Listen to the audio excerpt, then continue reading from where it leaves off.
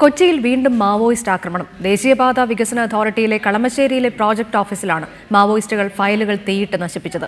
ഇടപ്പള്ളി, തൃശൂർ ടോൾപാത അടക്കമുള്ള കരാറുകൾ കൈകാര്യം ചെയ്തിരുന്നത് ഈ ഓഫീസിൽ നിന്നായിരുന്നു. ചുങ്കപാതകൾക്കെതിരെ സമരത്തിന് ആഹ്വാനം ചെയ്യുന്നതായുള്ള ലഘുലേഖകളും കണ്ടെത്തി. എന്നാൽ ആക്രമണം നടത്തിയവരെക്കുറിച്ച് ഒരു വിവരവും ലഭിച്ചിട്ടില്ലെന്ന് പോലീസ് അറിയിച്ചു.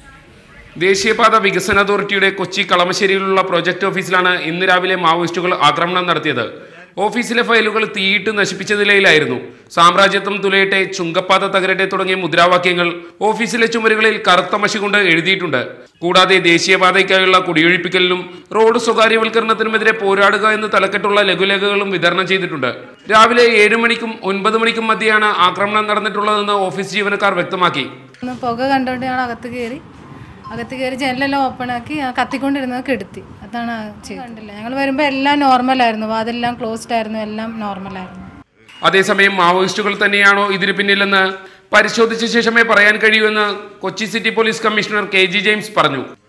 അത് നോക്കാം, ഞാൻ ഇന്ന് വന്നല്ലേ ഉള്ളൂ, നമ്മൾ അന്വേഷിക്കാൻ തുടങ്ങിയില്ലല്ലോ. തൃശൂർ ഇടപ്പള്ളി ടോൾപാത അടക്കമുള്ള കരാറുകൾ കൈകാര്യം ചെയ്തിരുന്നത് കളമശ്ശേരിയിലെ ഓഫീസിലായിരുന്നു. റിപ്പോർട്ടർ, കൊച്ചി.